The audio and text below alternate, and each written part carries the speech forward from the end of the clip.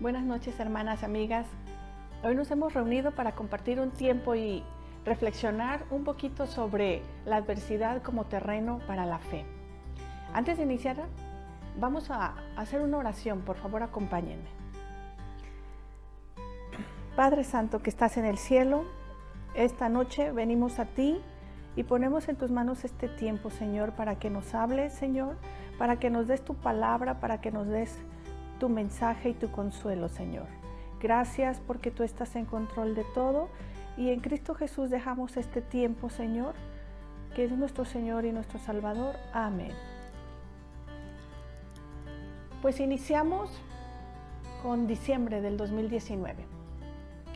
Por ahí, haciendo una recapitulación de lo que sucedió, nos acordaremos de que escuchamos de que en China había llegado un virus que estaba causando muerte. Y eso fue como en diciembre del 2019 y pensamos algunas, eso está muy lejos. Y así quedó. Principios del 2020 empezamos a escuchar que ya en Italia había llegado este virus que estaba haciendo muchos contagios, que había muchas muertes por esto. Y también llegamos a pensar, eso está lejos. Pero en marzo del 2020, el virus ya estaba en América, ya estaba en México, ya estaba en el Bajío.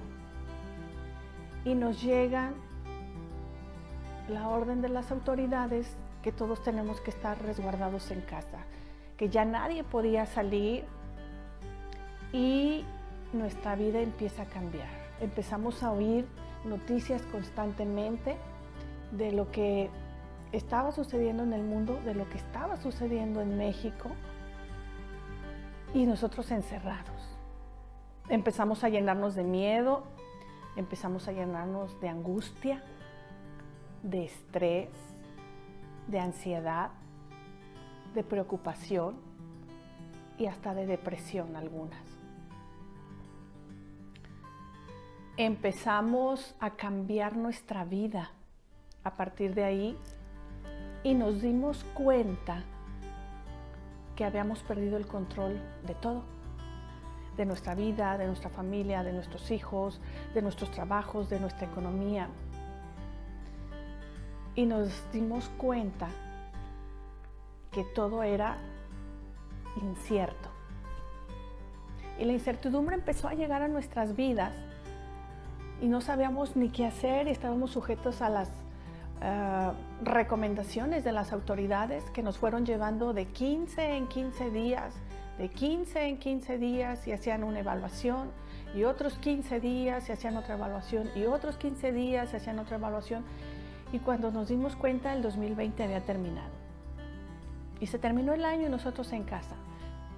Y nos dimos cuenta que eso que era tan ordinario, hasta rutinario, que lo veíamos como que tenía que ser, ahora se había vuelto algo incierto. Porque ya no podíamos estar cerca de nuestros seres queridos, ya no nos podíamos reunir, no podíamos salir a tomar un café, no podíamos reunirnos en nuestras iglesias, no podíamos ir a visitar a nuestros amigos, no podíamos abrazar a nadie.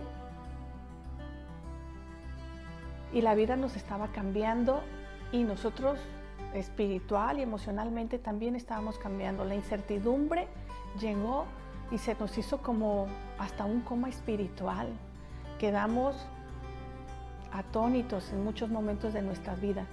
Y los abrazos y los besos se convirtieron en armas mortales. No podíamos tocarnos ya. Y tuvimos que conformarnos con vernos a través del Zoom, de los medios digitales, de las videollamadas. Pero lo que no nos dimos cuenta fue que a través de ese momento de adversidad, ese momento de incertidumbre, nuestros límites empezaron a expandirse.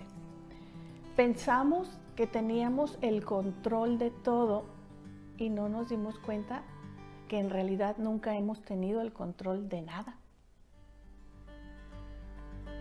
Y que ahora ese marquito que teníamos como límite tenía que ser expandido. ¿Cuántas de nosotras tuvimos que aprender de estos medios digitales para poder contactar con alguien? Si no lo podíamos hacer de manera presencial, teníamos que buscar formas alternativas para hacerlo. Y esta es una muy buena manera, pero tuvimos que aprender y nuestro límite se expandió. Tuvimos que abrazar con la mirada cuando no podíamos sentir los brazos de alguien. Tuvimos que mandar abrazos a la distancia y el límite se expandió, pero el control no estaba. Si hacemos una reflexión sobre el control, nos damos cuenta que el control nunca lo hemos tenido.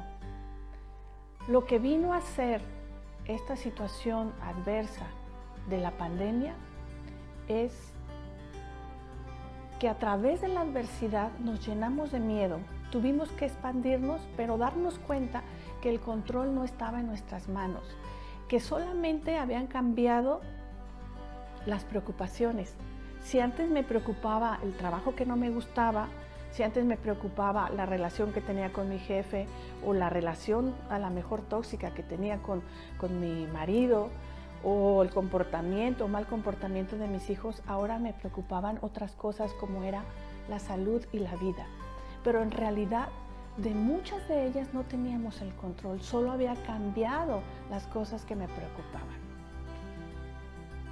Y cuando vemos la situación de que en realidad no tenemos el control y que nos sentimos amenazadas y nos llenamos de miedo cuando creemos que no tenemos el control, podríamos decir que el control nos viene a dar una sacudida. Pero si soltamos el control o el supuesto control que tenemos, nosotros descansamos.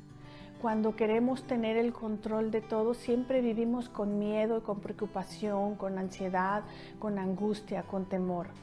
Y este virus vino y se coronó en la tierra y nos sacudió a toda la humanidad.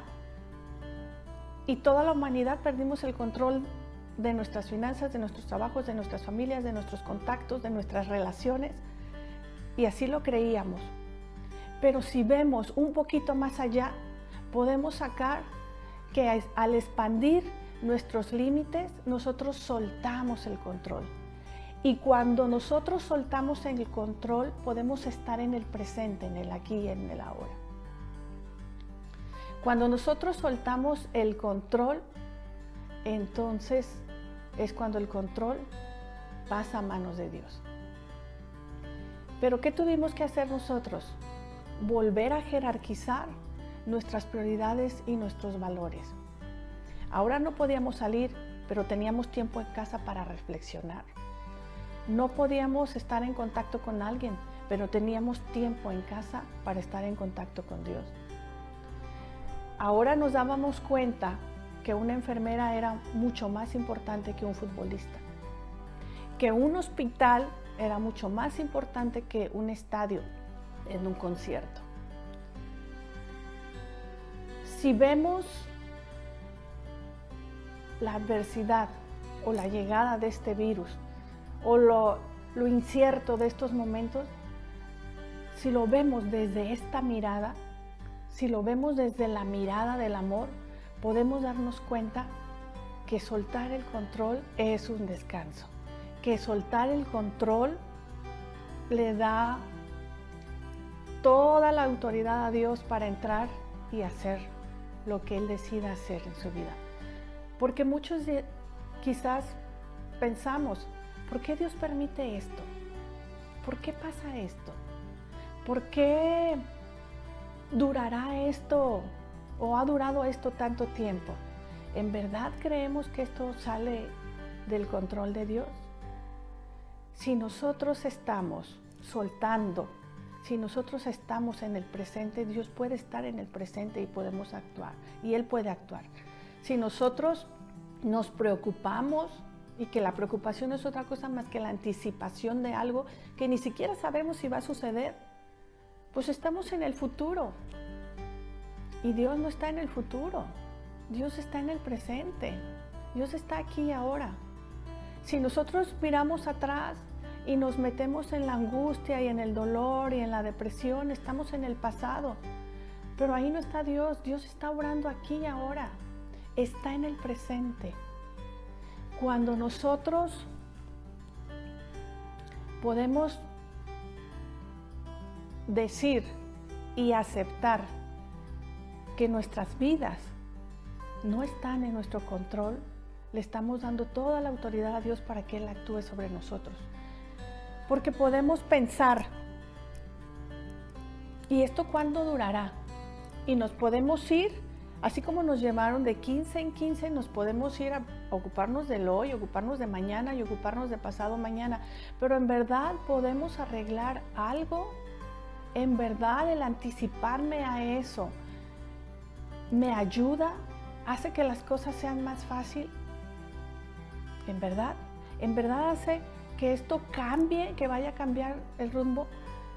Esta situación está fuera de nuestro control, pero ¿qué sí está en nuestro control? Soltarnos, abandonarnos.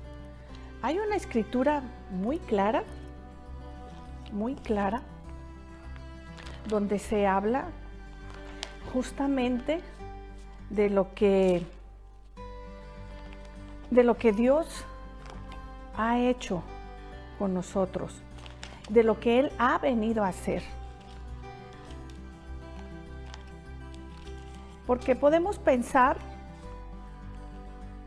que si yo hago algo, ¿podré influir? Pues sí, podrás influir, pero ¿en verdad podrás cambiarlo? Definitivamente no. Miren, si nosotros nos vamos a la escritura de Marcos 5:12, vemos que aquí están hablando del endemoniado gadareno. ¿Recuerdan esa escritura de un hombre que tenía muchos demonios, que de hecho decía que era legión porque eran muchísimos? Este hombre estaba endemoniado y los demonios, aquí en el 5:12 dice, y le rogaron todos los demonios diciendo, envíanos a los cerdos para que entremos en ellos. Y luego Jesús les dio permiso. ¿Qué aprendemos con esto? Que Jesús lo permite. Y podemos pensar, ¿pero por qué permite esto? ¿Por qué permite tantas muertes? ¿Por qué permite tanta enfermedad? ¿Por qué permite tanto abuso?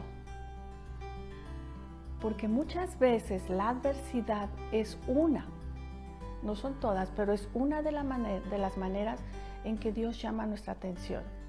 Porque nos metemos tanto a nuestra vida ordinaria y rutinaria, nos metemos tanto a nuestras preocupaciones, nos metemos tanto a nuestras angustias y a nuestros problemas, que nos olvidamos de Dios. Y Dios lo permite muchas veces para llamar nuestra atención.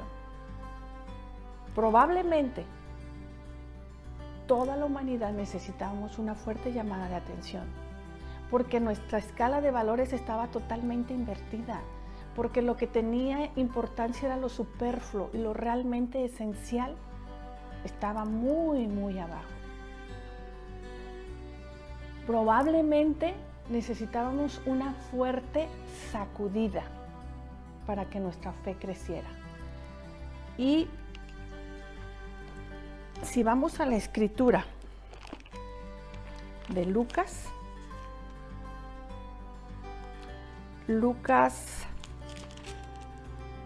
22, capítulo 3, versículo 31, dice, dijo también el Señor, Simón, Simón, he aquí Satanás os ha pedido para zarandearos como a trigo, pero yo he rogado por ti, que tu fe no falte, y tú, una vez vuelto, confirma a tus hermanos. ¿Por qué Dios permite la adversidad? ¿Por qué permite que seamos zarandeados? Porque lo va a permitir, porque está escrito, porque necesita llamar nuestra atención. Pero ¿en qué se enfoca? En que nuestra fe no falte. Entonces la adversidad es una llamada de atención para ir a nuestra fe, para crecer nuestra fe, para fortalecer nuestra fe, para afianzarnos en nuestra fe. Cuando estamos en el supuesto control, cuando estamos cómodos, cuando estamos en lo apacible, estamos tan confiados en nosotros que olvidamos darle el control de nuestras vidas a Dios. Y lo podemos ver en nuestras oraciones, se vuelven rutinarias, se vuelven monótonas, unísonas, no hay pasión, no hay fervor. Vamos a Dios a través de la adversidad. No es el único medio, pero es uno de los medios. No estoy diciendo que esto pasó para esto, pero probablemente en la Escritura, en la Biblia, toda la Biblia, desde Génesis hasta Apocalipsis, hay 365 frases relacionadas con el no temas, no tengas miedo.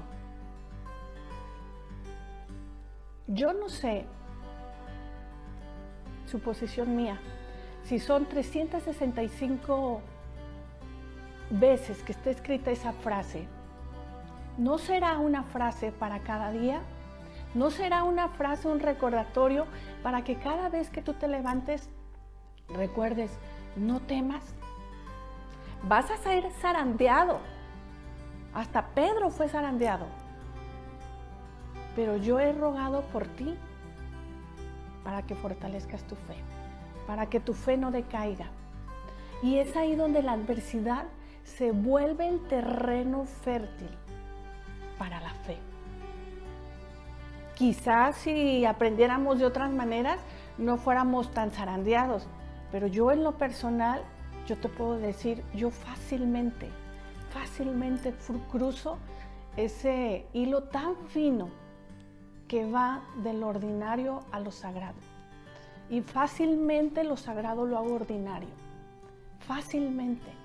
Fácilmente me pierdo en mi rutina, fácilmente me pierdo en mi trabajo, fácilmente me pierdo en mis preocupaciones, fácilmente. Y ni siquiera me doy cuenta. Y cuando Dios nos llama la atención a través de una fuerte sacudida, de una fuerte zarandeada, pues es porque probablemente me veía ya o nos veía ya que estábamos del otro lado. No podemos hacer en mucho o no está en nuestras manos el control de esto, pero ¿qué sí está en tus manos? Soltar el control. Soltar el control y hacer de la adversidad tu terreno para fortalecer tu fe. Eso sí está en tus manos. Eso sí lo puedes hacer. ¿Cuántas veces hemos tenido que ser llamadas a orar, a un tiempo de discipulado? ¿Cuántas veces hemos salido a la mejor muy emocionadas o motivadas a hacer grandes cambios? Al escuchar una clase, al escuchar una prédica, a través, no sé, del contacto con alguien, y nos damos la media vuelta y se nos olvida. Muchas veces. Pero quizás teníamos que ser fuertemente zarandeadas donde muchos perdieron familiares. Y ni siquiera tuvieron una despedida digna porque no se les pudo ni velar. Solo les entregaron las cajas de las cenizas. No tuvieron ni tiempo de despedirse. Eso es una fuerte sacudida, una fuerte zarandeada. ¿Cuántos de ustedes perdieron sus empleos también? ¿Cuántos de ustedes sus finanzas fueron afectadas por no recibir un ingreso? ¿Cuántos negocios de ustedes fueron cerrados también por eso? Fuertes zarandeadas. Pero aquí están ustedes y estoy yo. Estos son momentos fértiles para que nuestra fe crezca y se fortalezca. si nos quedamos como víctimas, si nos quedamos paralizadas en el miedo, porque el miedo paraliza. El miedo tiene dos funciones básicas biológicas. El miedo existe en el hombre desde el tiempo de la prehistoria y cumplía dos funciones biológicas: huir o atacar, porque eso hacían los hombres de las cavernas, ¿no? Se les presentaba el tigre dientes de sable y o huían o lo atacaban para comer y utilizar las pieles para cubrirse y protegerse del frío y todo. Y ese programa lo tenemos nosotros instalados biológicamente, nuestro cerebro ahí está. Entonces, o actuamos desde la biología, o nos vamos más allá y actuamos desde la espiritualidad.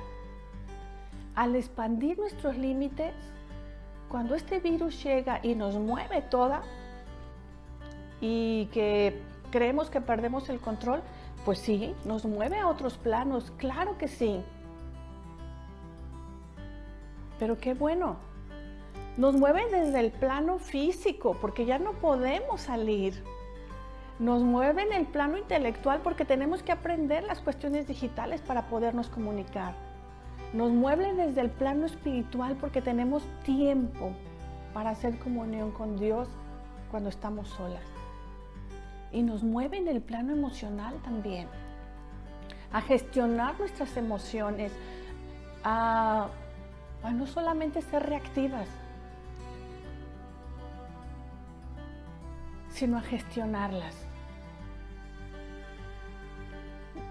Nos mueve tanto que podemos tener un tiempo para meditar y decir desde dónde estoy viviendo,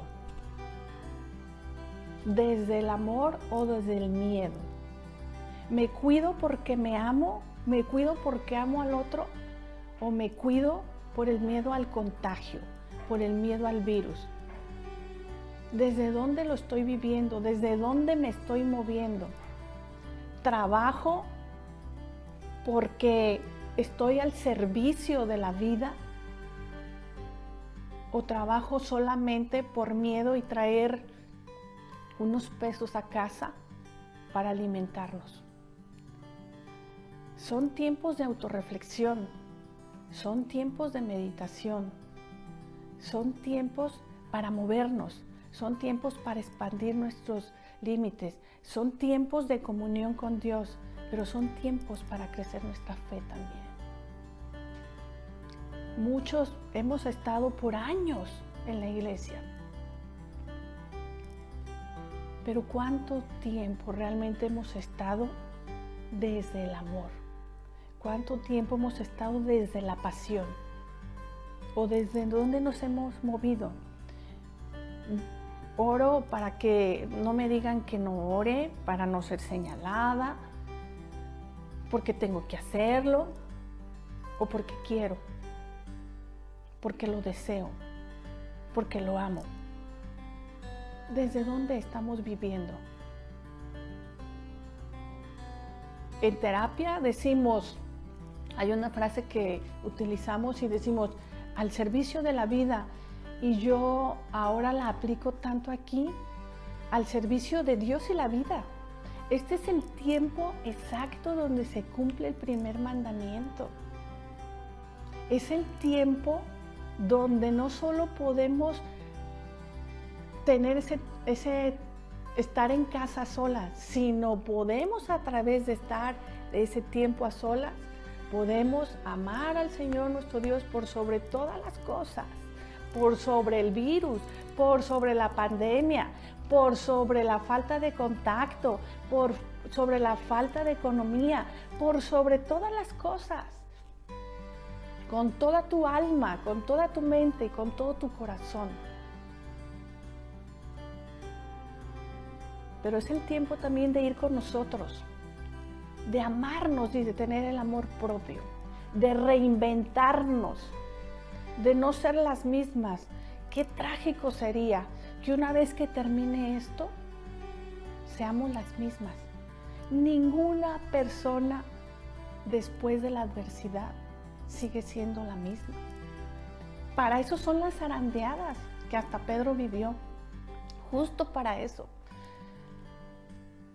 Ustedes recordarán a Virginia Sendel. Ella es la fundadora de Michou Mau. Es una asociación que atiende a personas, específicamente niños, que son quemados porque ella perdió varios seres queridos, creo que 3, entre ellos su hija y 2 nietos, quemados. Y a través de la adversidad ella se puso al servicio del otro, de la vida, del prójimo. Y ese servicio finalmente es para Dios. Ninguna persona después de la adversidad llega a ser el mismo. Recuerden ustedes, las que son muy jóvenes, pues váyanse ahí a buscarle un poquito a los supervivientes de los Andes, sobrevivientes de los Andes. Algunos de ellos, después de un tiempo, se dedican a dar pláticas motivacionales. Es decir, la adversidad siempre te va a marcar, pero ¿qué es lo que vas a hacer tú con ella? ¿Ponerla al servicio de Dios en la vida? ¿Ponerla al servicio de Dios y los otros? ¿O te quedarás ahí nada más paralizado por el miedo? Todo mundo necesita un mensaje de esperanza, todos. Hasta Stephen Hawking, que se decía ateo, ese científico, lo recordará, era ateo.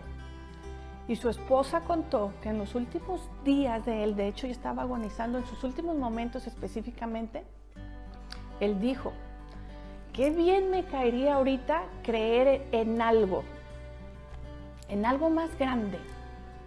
Él era ateo y no le llamó Dios, pero sintió la necesidad de creer en algo más grande. Finalmente todos, hasta los ateos, necesitamos un mensaje de esperanza. Todos, porque muchos, quizás en la línea ya que nos separa de la vida y la muerte, ahí es donde lo solicitan.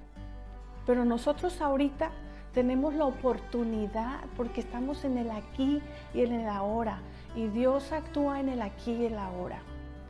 Dios tiene el control total y absoluto de nuestras vidas. En Daniel,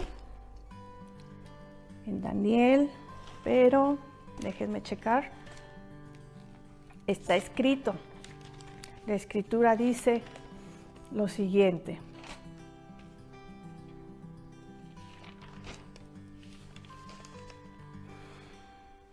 el Altísimo Dios tiene dominio sobre el reino de los hombres y pone sobre él al que le parece, al que le place. Al que le place. Eso de parece, eso ya es versión Berenice Rentería, perdón. Si Dios tiene dominio sobre el reino de los hombres, ¿tú crees que esta situación sale del control de Dios? En lo absoluto. En lo absoluto. Nosotros hemos leído mucho una escritura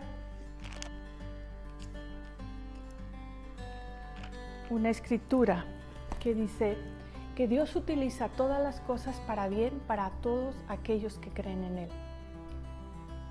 ¿Pero qué es el bien para Dios? Tú podrás decir, ¿y esto es bien? La definición de bien o de bueno de los hombres no es la misma definición de Dios. Y te lo voy a poner en un ejemplo, solo un ejemplo. En Jesucristo, su único Hijo. Cuando Jesús viene a la tierra, ¿tú crees que todo fue placentero, que todo fue cómodo, que todo fue bonito, que todo fue aceptado? No, sufrió, lo discriminaron, lo golpearon, lo criticaron, decían que blasfemaba y lo crucificaron y lo mataron. Y eso será la definición de bueno, porque para nosotros lo bueno es lo cómodo, el no problemas, la satisfacción, lo bonito, lo padre, lo a gusto. Y así no fue la vida de Jesús. Pero todo sirve para bien, para aquellos a los que Él ha llamado. Con eso, con esa vida que Jesús llevó, ¿qué fue lo que hizo el Padre? Dos cosas básicamente. Uno, darle la gloria. Y la otra, que tú y yo ahora somos salvas por Él. Entonces, ¿fue bueno?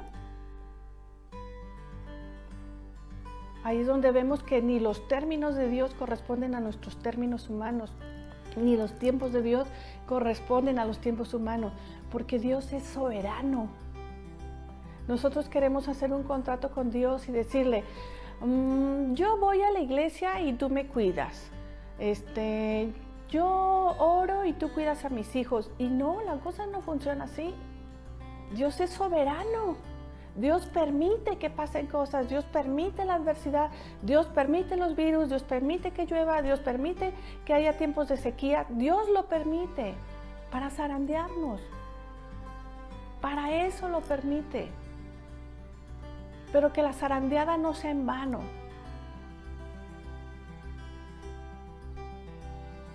Si a través de eso que sucedió, Dios hizo algo bueno y muy bueno, porque ahora podemos nosotros tener vida eterna, porque Dios hizo que con esa vida de Jesús nosotros la usáramos para nuestro bien. ¿Qué cosas no podrá hacer con esto? ¿Cuánto va a durar? No lo sabemos. Eso es incierto. Pero te quiero dejar con la última escritura y con la última reflexión. Esta escritura, Mateo 8:23. Ok. Dice, y entrando él en la barca, estaban los discípulos en la barca, y entra Jesús, dice, entrando él en la barca, sus discípulos le siguieron. Y aquí que se levantó en el mar una tempestad tan grande que las olas cubrían la barca, pero él dormía. Y vinieron sus discípulos y le despertaron diciendo, Señor, sálvanos, que perecemos. Él les dijo, ¿por qué teméis, hombres de poca fe? Entonces, levantándose, reprendió a los vientos y al mar, y se hizo grande bonanza. ¿Qué vemos aquí? Pues que adversidad siempre ha habido y seguirá habiendo. Pero que en la adversidad Jesús está con nosotros y nos pregunta, ¿por qué teméis? Mujeres de poca fe, ¿por qué teméis si yo estoy aquí? Y paró los vientos y paró la lluvia, que además llegó intempestivamente. Nadie sabía nada del coronavirus, nadie sabía en qué iba a suceder, nadie sabía cuánto tiempo se iba a prolongar. Ellos tampoco vieron llegar la lluvia. Llegó intempestivamente. Muchas veces vemos nublado y decimos va a llover, o hace viento y decimos va a llover, pero ahí dice la escritura, llegó intempestivamente, como llegó este virus intempestivamente. Nadie sabía nada, nadie nos imaginamos nada, pero Jesús está ahí y dice, ¿por qué teméis, mujeres de poca fe? Yo estoy aquí. Adversidad va a haber, pero Él va a estar ahí, contigo y conmigo. Depende de ti si lo recibes o no. Él ahí está. Depende de ti qué hagas con esa adversidad. Depende de ti si te reinventas, si creces, si cuando esto termine sales diferente, para mejor. Si depende de ti, si cuando esto termine lo pones al servicio de Dios y de la vida. Depende de ti que lo que tú creciste lo puedas dar. Depende de ti que lo que tú te alimentaste puedas alimentar a otros. Depende de ti ser luz o ser oscuridad. Las dejo con esta reflexión, hermanas. Espero que les ayude y nos vemos muy pronto. Las abrazo a la distancia y les mando de veras todo mi cariño, deseando que estén bien, muy bien, que no quiere decir que estén cómodas, pero que estén bien. Gracias.